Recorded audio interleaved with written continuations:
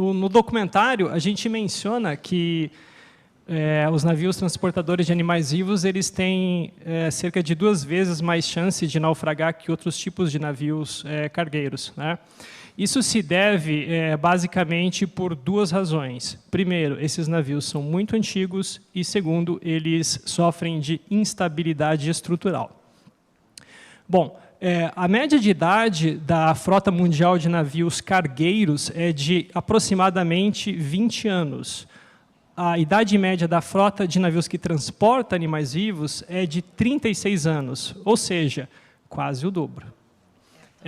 Bom, com a antiguidade, esses navios eles acabam apresentando problemas estruturais, problemas no motor, problemas com o maquinário e outros equipamentos, né? É bastante comum esses navios apresentarem problemas no sistema de ventilação, por exemplo, né? E existem casos relatados de navios, inclusive, que tiveram uma paralisia do motor enquanto navegavam, e essa condição acabou levando esses navios ao naufrágio. Bom, eu trouxe aqui, nós temos 2 imagens de 2 navios que ilustram bem esses 2 pontos, né? Então, na esquerda, a gente tem o navio Dani F, um navio bastante antigo, que naufragou com 36 anos. Ele naufragou em 2009, ele estava a caminho do Líbano, carregando 10 mil ovelhas e 20 mil bois, provenientes do Uruguai. Naufragou a cerca de 20 quilômetros da costa. Esse navio, ele não foi um navio projetado originalmente para transportar animais vivos, ele é um navio convertido. Na maior parte da sua vida operacional, ele transportava veículos, carros. Bom, o navio da esquerda, do lado direito, desculpem, ele ilustra o problema da instabilidade estrutural dos navios de transporte de animais vivos. Esse é o Jauan. Essa foto ela foi tirada em 2020. Esse navio estava deixando o porto de Portland, na Austrália, na ocasião, carregado de 4 mil bois. E esse navio, quando manobrava para deixar o porto, ele começou a tombar de um lado para o outro, né? E ele teve que regressar ao porto para desembarcar alguns animais. O que aconteceu nessa situação? Esse navio, vocês podem ver, ele é um navio com casco bastante estreito e ele é um navio alto. Essa é uma situação típica desses navios transportadores de animais vivos, né? Então, muitos desses navios, antes de serem convertidos, eles transportavam contêineres, eles transportavam veículos, eles realizavam outras atividades.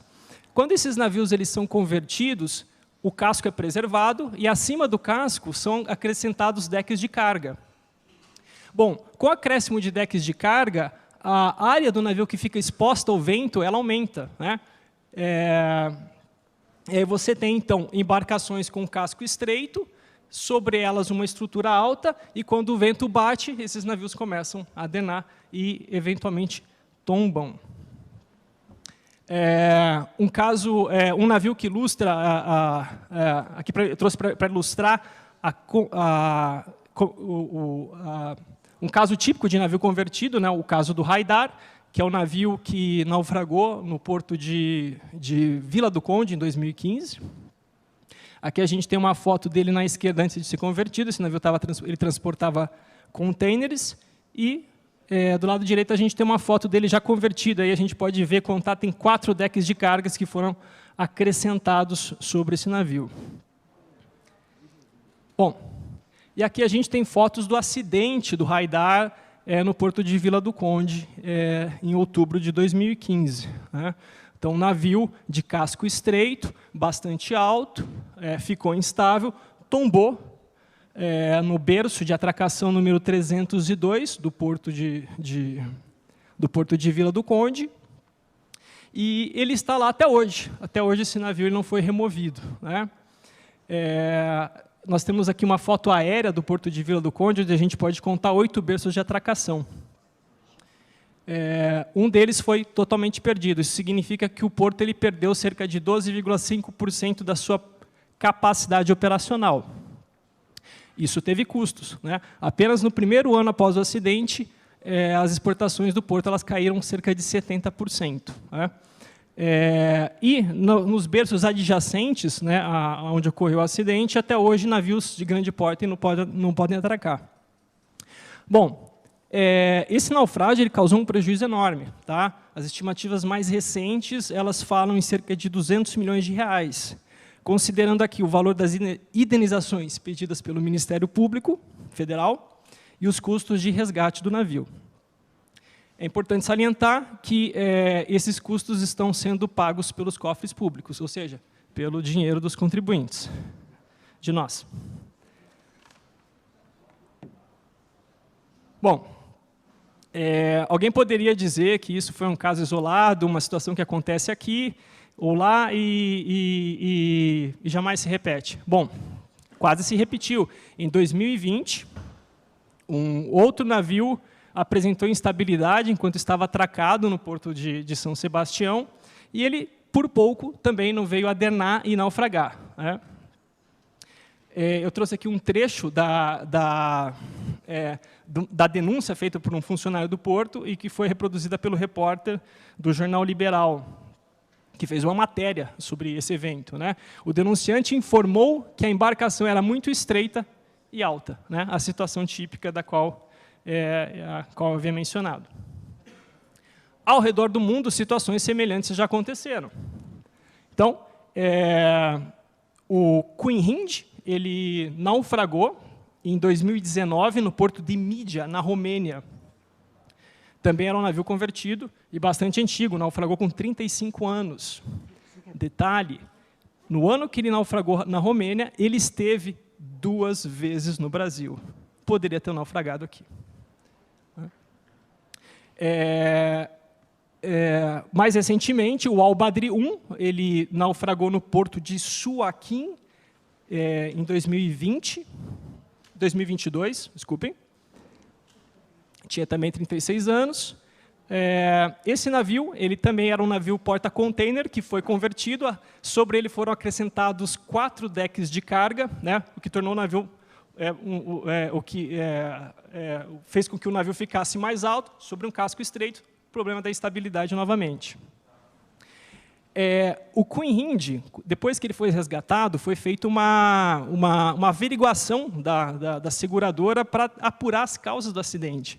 E se descobriu que o Queen Hind ele possuía decks de carga ocultos. Bom, então já está bem claro que esse é um problema e que existe um risco de acidente, e esse risco ele é considerável. Bom, eu proponho o seguinte exercício. Vamos imaginar se um acidente como esses acontece em São Sebastião.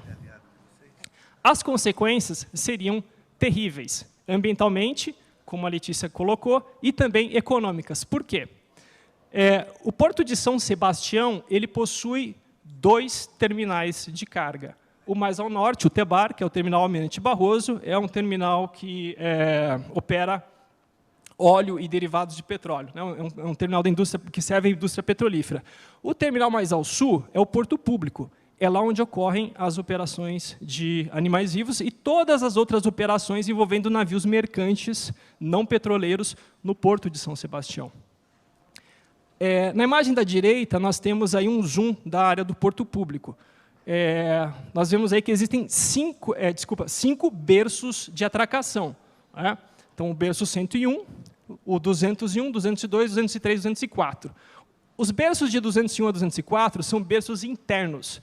Esses berços eles são utilizados apenas por embarcações de apoio. Né? Por exemplo,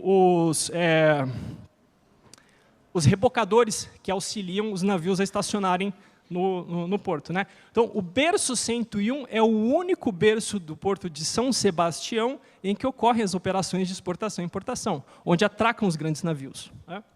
Bem, então, se ocorrer aqui em São Sebastião um acidente como aquele que ocorreu em Vila do Conde, quase ocorreu 2 vezes, né?